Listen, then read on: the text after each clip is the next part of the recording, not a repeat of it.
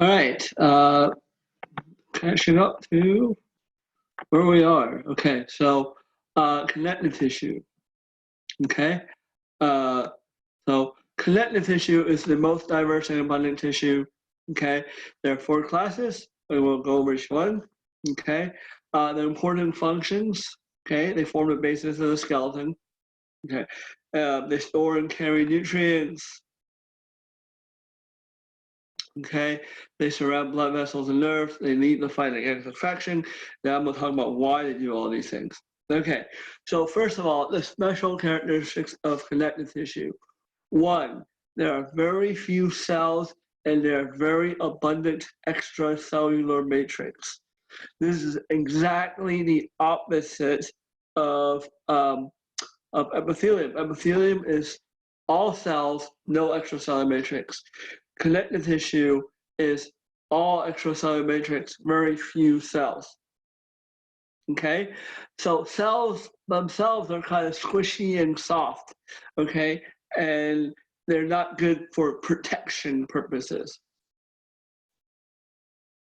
Okay, they're not good for support, right? You can't support anything on a bunch of squishy cells. So what you need is extracellular matrix that can be made into this hard structure that you can use for support. Okay. Okay.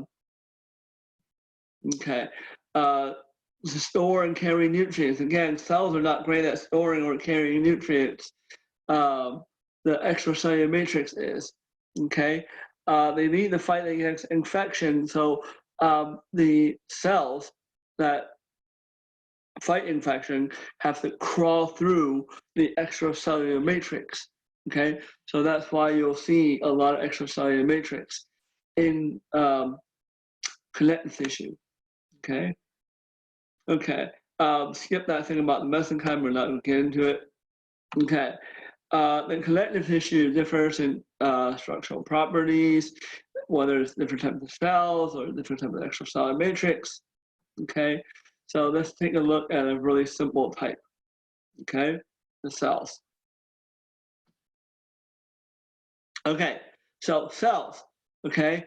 The primary cell type of connective tissue produces the extracellular matrix. So fibroblasts produce fibers. So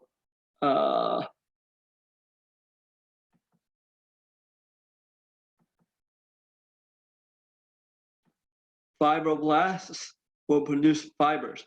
Blast is an immature cell.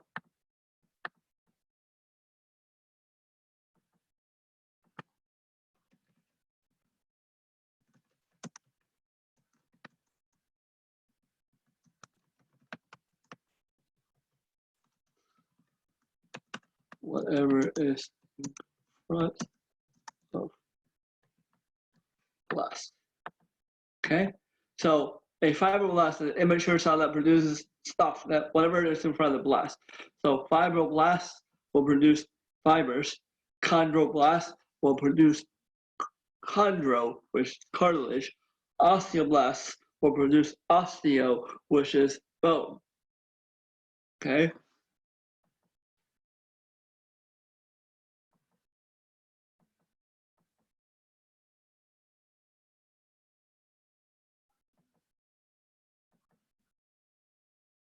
Okay.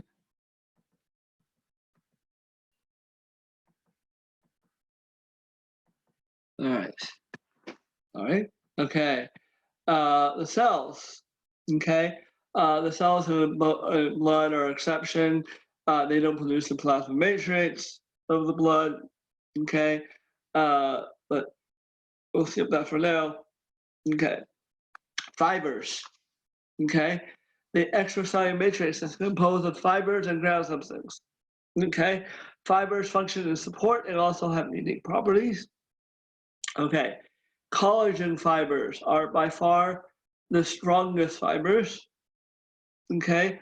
And they resist tension. Okay. So collagen fibers are kind of like the steel beams of the cellular world. Okay. My example of collagen fibers is the beams that hold up the Golden Gate Bridge. okay? They're the strongest, they resist tension. So you can put a lot of weight on the collagen fiber and it won't tear, okay? For example, your tendons, okay, and ligaments, they're almost all pure collagen. So you can support a lot of weight going in that one direction, okay? Elastic fibers, okay? Elastic fibers contain elastin, okay? Elastin fibers are kind of like rubber bands. The most important feature of a rubber band is two things. One is that it can stretch, okay? So if I want to take a fiber and stretch it, make it longer, I want to use elastic fiber. The second important thing of a rubber band is what happens when you let go. If you let go of a rubber band, it should bounce back and return to normal, okay? And you can do this hundreds of times with rubber bands, okay? You can do this many, many more times with your elastic fibers. And you can stretch, let go, recoil, stretch, let go, recoil, okay? Reticular fibers, I'm gonna be right back and show you what reticular fibers actually act like. Hold on 1 second. Okay, so for you guys, probably no time has passed. For me, I want to get one of these things. Okay, this is obviously a coffee filter. Okay, this is a bowl. This is water. Okay, so this is your reticular fibers. See how thin it is, and see how it kind of has this crisscross mesh. If you take one of your coffee filters, you'll see the same thing. Okay, now I'm gonna pour water in here. Hopefully this will work. Okay, so the water, you can see, is slowly dripping through the filter. Okay, it is not going straight through. It is dripping through the filter slowly. So I'm slowly allowing the water to go through, but not at the rate that it will normally go through without the filter. Okay, and you can see it slowly drip through. That's what reticular fibers do. They allow the cells, okay, to actually go through eventually, but they hold them there for a while. Okay, they slow it down. That slowing down feature is really important to reticular fibers. Okay, so let's go. Okay, it's cool that I can actually show you. But this reticular fibers allow the cell to percolate. You know, you percolate coffee, so you percolate the cells, and they allow the cells to kind of slow down. And when they slow down, they'll hit each other more, and they'll interact with each other more, and they'll talk to each other more. And that is what the reticular fibers are actually there for. Okay, so let's move ahead. Okay, the ground substance. Okay, the ground substance is usually gel-like substance. Okay, it cushions and protects body structures. Okay. All right, so let's take a look at what these things do. Okay, connective tissue proper. Okay, CT proper. Okay, CT proper has two subclasses: loose connective tissue, dense connective tissue. Okay, let me show you the difference between loose and dense, and then I'll show you all the different examples. Okay, so loose. This is loose connective tissue. Okay, this is mesenchyme. You can see some cells, like the purple things are cells, the pink things or light purple things are the fibers, and then you see a lot of empty space. Okay, see, this is loose areolar connective tissue.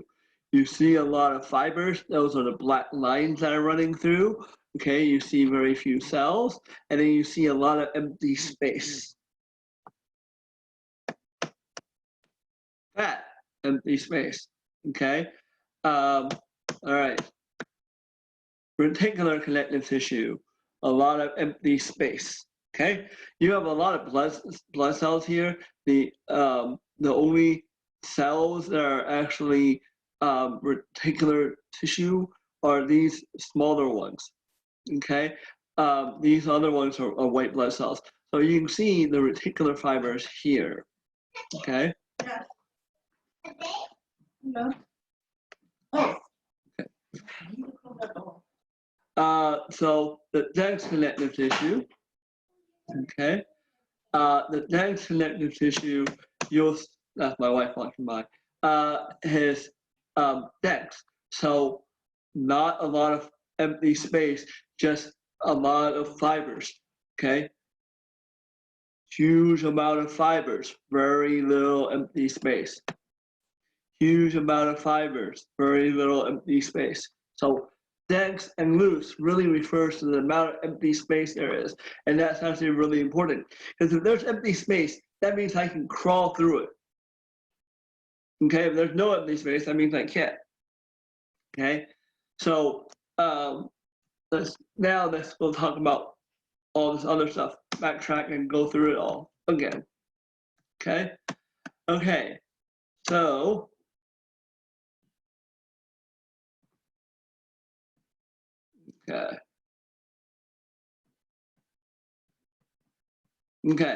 let's just pick up here. So connective tissue proper.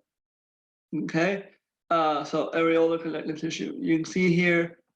Okay, this is the model. So bunch of fibers running through, bunch of cells that are here, and then bunch of things that are just passing through, like the lymphocyte, the mast cell, the neutrophils. Okay, those are just passing through. You know, again, loose connective tissue, these things can actually pass through. Okay, so the areolar connective tissue underlies epithelium. Epithelium, remember, has a bunch of cells, okay, and no blood vessels. So what you need is a lot of empty space with a bunch of blood vessels running through to provide nutrient and solution to these cells, and also to allow these white blood cells, the macrophage and lymphocytes, to crawl underneath it and check for infections. Okay. Okay. All right. So where is located? Widely distributed under epithelia, packaged as organs, surrounds capillaries. Okay. Loose areolar connective tissue. Okay. The next one. Okay. Adipose tissue. Adipose tissue. Fat. Okay. So fat. How you tell fat apart is really, really easy. Fat, you see a whole bunch of circles, like they're perfectly circular, okay? And they look kind of like little rings, okay? See the diamond, and then, or the jewel, whatever, and then the circle. That is a fat cell, okay? Literally, one nucleus, one big blob of fat, that's the whole cell, okay? Okay. Humans have two types of connective fat. One type is called white fat. Okay, white fat is the type of fat that we're familiar with. Brown fat is extremely rare. It's usually only found mostly in babies, infants. Okay, because brown fat burns a lot of calories and it helps babies thermoregulate. Okay, babies are small, so they have a very big surface area to volume ratio, so they lose heat very easily. That's why, you know, some of you guys have been through this. The first thing they do to the newborn is put a little hat on its head and stuff like that, right?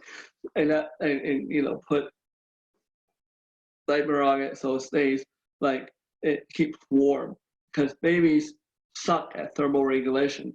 So they have a lot of brown adipose tissue and they burn fat constantly to generate heat. Okay. One of the coolest things I've been trying to do is take brown adipose tissue or get your cells to turn white adipose tissue into brown adipose tissue. So you burn more energy, and hopefully that's a way to lose weight. Okay. All right. Reticular connective tissue. Okay. Reticular connective tissue. Okay. Reticular connective tissue. Here's the reticular connective tissue. You have a whole bunch of reticular fibers. That's the stuff you see in black. Okay. And forms a soft internal skeleton, which then allows the cell types to kind of percolate through, move through. This is your spleen. Your spleen is your major organ for your immune system function. And so you need a lot of white blood cells and red blood cells to, the white blood cells and red blood cells, they communicate with each other, and they allow your immune system to function that way. Okay, so you can see the only way these guys actually interact is by bumping into each other, and they bump into each other only where there's a lot of reticular fibers that keep them from flowing. Okay. Okay. Okay. Dense connective tissue. Okay, there's three types of dense connective tissue: dense irregular, dense regular, elastic connective tissue. Okay, dense connective tissues resist strong pulling forces, have more collagen than areolar connective tissues. Okay, so I'm gonna come back to this one. I don't know why they put this one first. I'd like to talk about this one first. Dense regular. Okay, dense regular means the fibers are dense, there's a lot of them, and they're regular, which means they run in the same direction. Okay? So let's look at these fibers running in the same direction. Okay? So same direction, all these fibers. What you see actually are very few actual cells. So 1, 2, 3, 4. Okay, there's like there's 5 right there, that little corner, that nucleus. Okay, there's 5 or 6 cells here.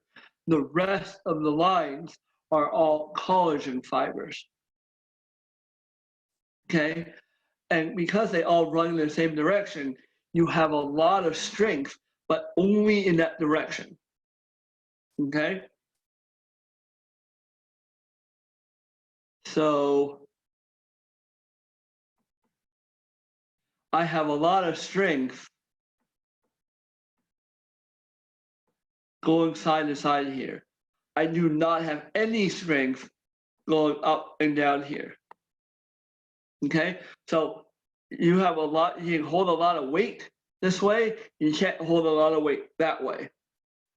Okay, so dense regular connective tissue, you'll find them in tendons and ligaments where you know where your pull is going to come from.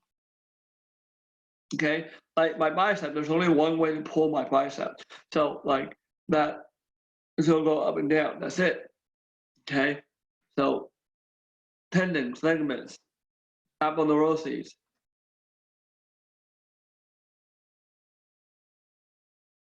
Okay, clear. Okay, dense irregular. Now look at this. Now you have fibers going in every single direction. Okay, and so what makes this different is the fibers go in every single direction, which means there's support in every single direction. What there isn't is a lot of support. You have support in every direction, but not a lot. Okay, so you want this in places where you experience pull in every single direction, but not a lot of pull. And the best example is your shoulder, right? Your shoulder capsule, okay?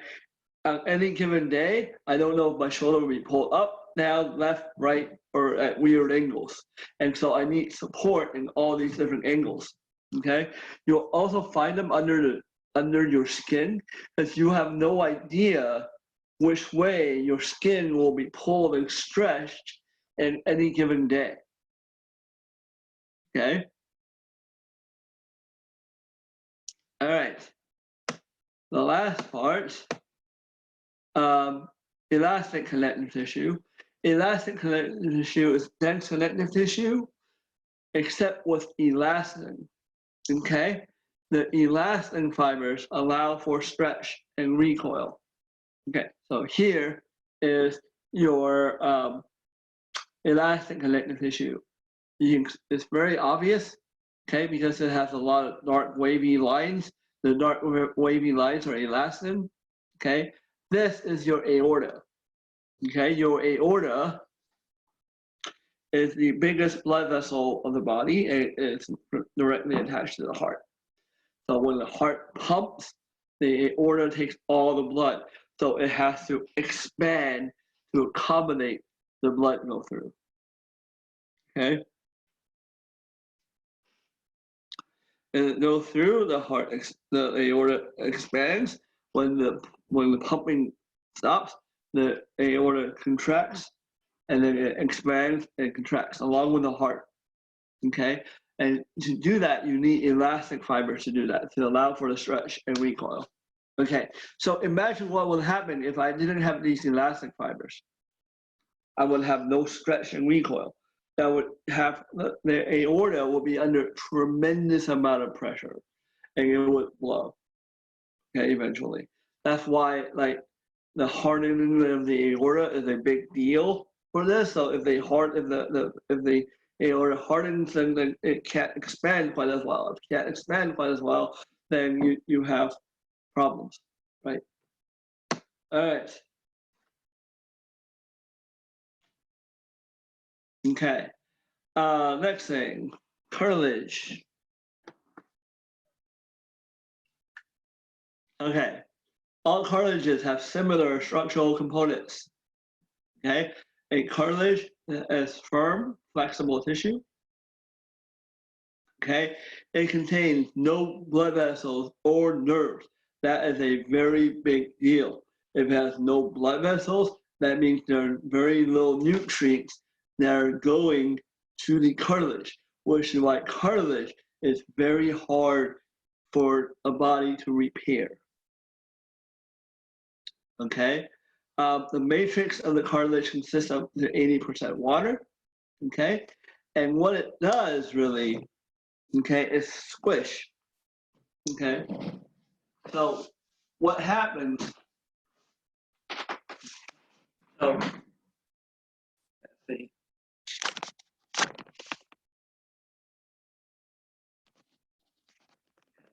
All right, so watch my knees, okay? So look, when I jump, okay, and land, what's happening when I land actually is I will land on using my knees as my landing pad, okay? So as I land, the cartilage inside my knees will squish, okay? And then after that will absorb the shock of the landing. And after the shock of the landing, it will re-expand again and fill back up with water. Okay? And that's the soft squishiness of cartilage. And that's how it works. Okay?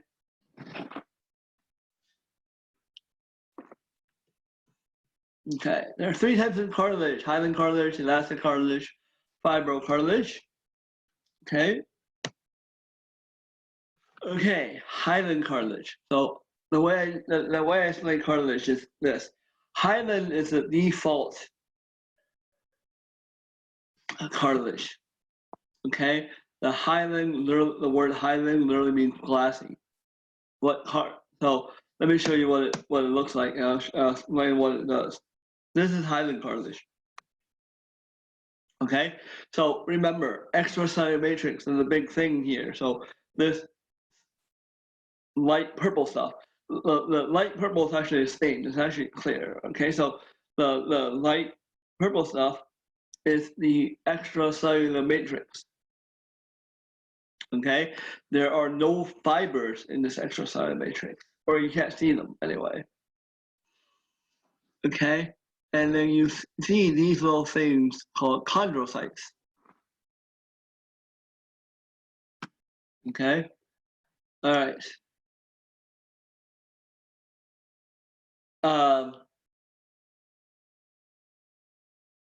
So these are little chondrocytes. Okay, what they're doing is they're making the extracellular matrix and maintaining the extracellular matrix. Okay, so this is the default type of cartilage. You'll find this in your embryonic skeleton. You'll find this at the end of long bones. So if you guys have like KFC, which is making me crave KFC, or churches, or Popeyes. Popeyes is probably the best. If you take their chicken, like the little ends of the chicken, they'll have this soft, squishy stuff. That's the hyaline cartilage. Okay. Okay. I'm kind of getting hungry. Okay. So the hyaline cartilage. Okay, the soft, squishy stuff. Okay. Next thing I'm gonna do, elastic cartilage. Elastic cartilage. I'm gonna take hyaline cartilage, and now I'm gonna add elastic fibers. Remember, elastic fibers stretch, recoil, stretch, recoil. Okay? Okay. So stretch, recoil. So same thing. I see the chondrocytes. Okay. There's actually a little bit more chondrocytes. Okay, don't worry about that detail, but there's a little bit more chondrocytes. But you see a lot of fibers, a lot of elastic fibers that run in all these random directions. See it running in all these random directions. Okay, because where you find cartilage, okay, where you find elastic cartilage is your ear, okay, your epiglottis, your eustachian tube, that they don't list, but places where you can stretch and recoil. And when you stretch and recoil, it leads to elastic fibers. Okay, the easy trick to remember which ones have elastic cartilage, all the things with elastic cartilage also start with the letter E. Okay, external ear, the epiglottis, eustachian tube. Okay, all starts with the letter E. Okay, fibrocartilage. Okay, fibrocartilage, you'll see there are much fewer cells. Okay, and now a lot of the cells have been replaced with collagen fibers, fibrocartilage. Okay, these guys are collagen fibers are for extra strength. Okay, so if I need extra support, places where I need extra support, I'm going to replace hyaline cartilage with fibrocartilage. Okay, so fibrocartilage is here. So less cells, more fibers. The more collagen fibers add more support, more strength. Okay, the way you tell the fibrocartilage from the elastic cartilage, the fibrocartilage, the fibers all run in straight lines. Okay, this is the way the fibers are running. This is the way I know my support is going to be. Okay, so like I will see this in my lower back. Okay, in between the vertebrae in my lower back. I'll find this in my knees. Okay, and in a couple other places. Okay, but those are all for support. So I need to support a lot of weight in my vertebrae. I need to support a lot of weight on my knees. And therefore I will find a lot of fibrocartilage. Okay, that'll go straight up and down. Okay, that'll help me support the weight. Okay. Usually what happens, okay, if you injure hyaline cartilage, a certain amount of it will build back up, but as fibrocartilage, and that will make it stronger but stiffer. And that's why a lot of people after injuries and stuff, their joints feel stiffer because there's more fibrocartilage, okay, especially like knees and stuff, okay? All right.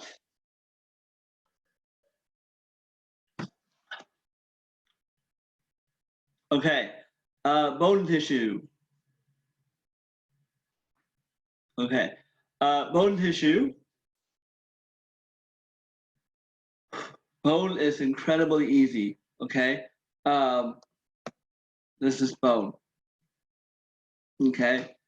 Bone, you can easily tell apart from everything else. Look at the tree rings, okay? Bone is the only thing that looks like it has tree rings, okay? We'll get to the function of bone in chapter 5, so we'll ignore it for now. Blood is an atypical connective tissue, okay?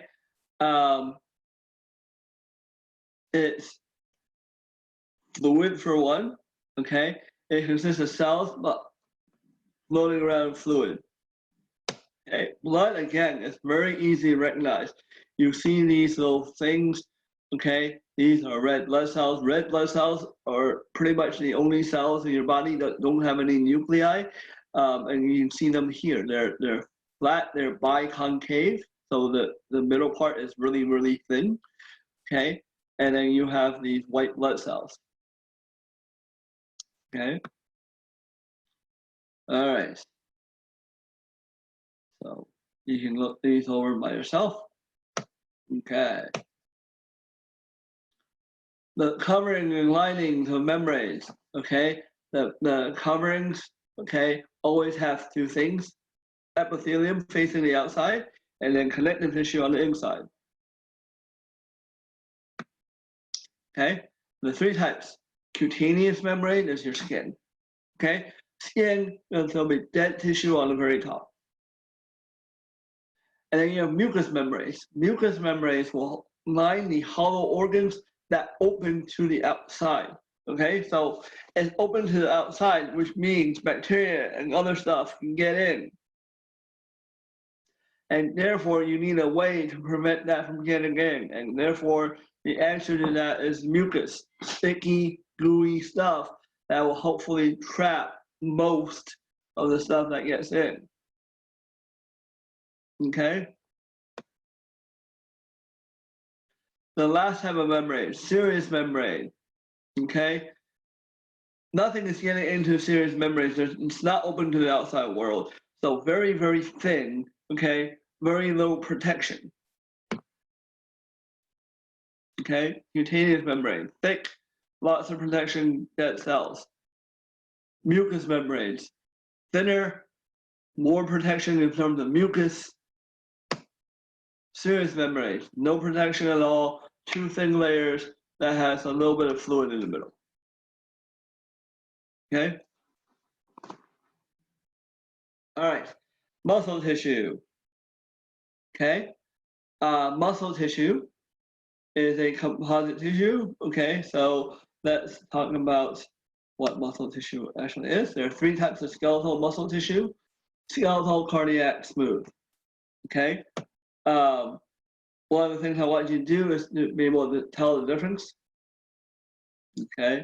Okay. Skeletal muscle tissue, long cylindrical cells, obvious striations. So let me show you what this is. Okay. This is skeletal muscle. Really long cells.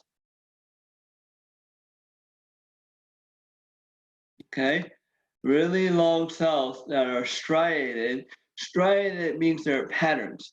Light, dark, light, dark, light, dark, light, dark. Okay. They have nuclei on the outside. Okay. All the nuclei are pushed to the outside. So one of the things I look for when I try to decide whether or not skeletal muscle, the nuclei are all pushed to the outside. Okay. Next thing, cardiac muscle. Cardiac muscle is only found in the heart. Okay, and here you can see it. Okay, so These two look very similar, I know, because they're both striated and both gone long. How I tell these things apart is two things. One, the nucleus of heart muscles, okay, is in the middle of the cell. And you see that in the middle of the cell here. The other thing, I look for these things called intercalated discs. Okay, see them here in between cells, there's an intercalated disc. These cells are not really multinucleated. They're one cell and they have a disc in between them. That disc is a giveaway for cardiac muscle. Okay, the other difference between skeletal muscle and cardiac muscle is that skeletal muscle is voluntary, which means I can control that.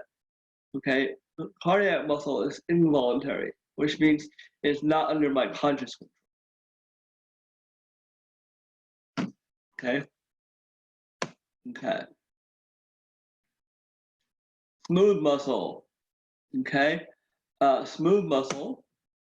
This is smooth muscle. Okay. Long cells with a nucleus in the middle and the ends taper off to look like spindles. Okay. That shape, the scientific term is fusiform. Okay. It looks like a little worm. Okay. Okay. So thick in the middle, thin on the edges. Okay. All right. Again, smooth muscle is involuntary control as well. Okay. This picture I know looks like something else, and that something else go all the way back. Okay.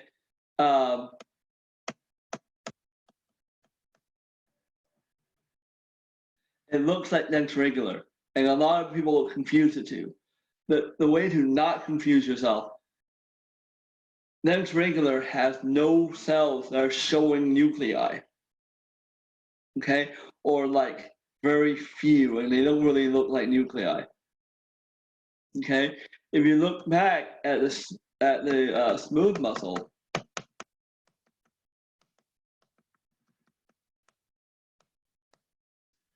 each nucleus is very visible.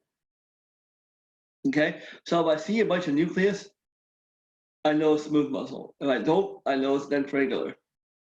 Okay. Okay. Nervous tissue. Nervous tissue is incredibly easy. This is nervous tissue. Big, huge cell called a neuron. The neuron will be long and spiky, and it'll have a lot of extension come out of it for connection purposes. And then you'll see a whole bunch of little cells, which are called, okay, neuroglia or glial cells. Okay, and their job is to protect the neurons. Okay.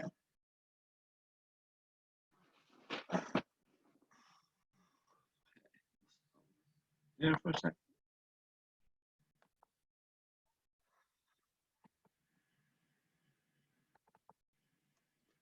Okay.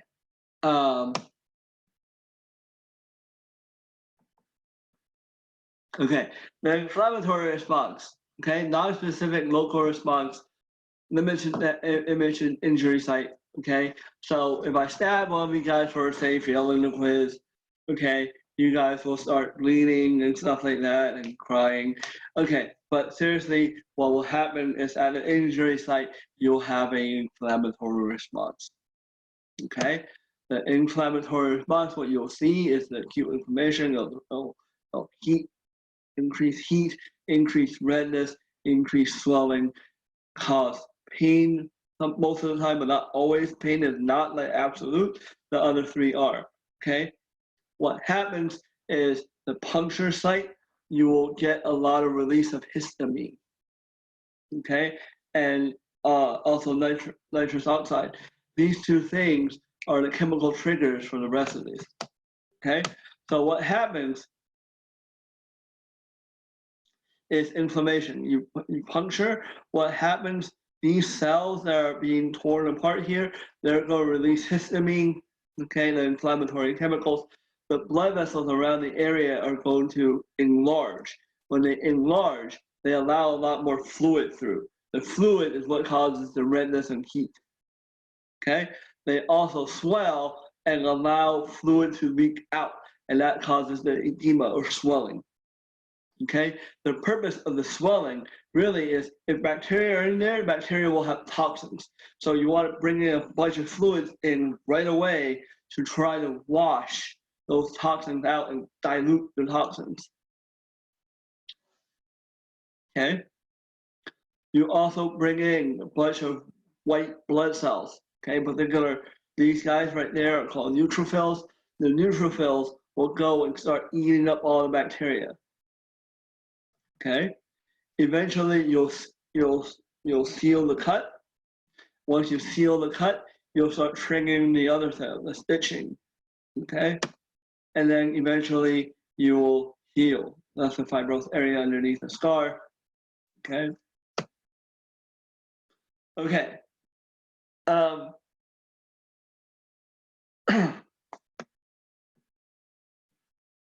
Different tissues regenerate differently. Okay, there are things that regenerate good to excellent. Epithelial tissue. You lose millions and millions of cells per minute every day for all your life. It doesn't bother you. You don't even realize it. It doesn't concern you in any meaningful way, shape, or form. Right? Bone repairs itself really well. Areolar connective tissue repairs itself really well, etc., etc. Blood. Okay, you form millions of blood cells per minute. Okay, moderately well, smooth muscle, dense regular connective tissue, because there's less blood going there. Okay, weak skeletal muscle, cartilage. Okay, none or almost none, cardiac muscle tissue, nervous tissue. Okay, if you have a heart attack, that muscle, that heart muscle that you lost, not coming back.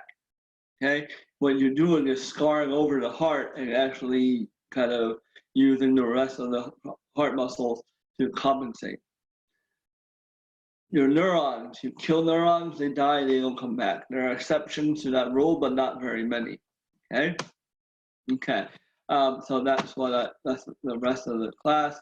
Okay, so we'll stop here. Okay. I'm gonna post this today. I will see you guys in about half an hour for your exams. All right, or quizzes. Stop recording.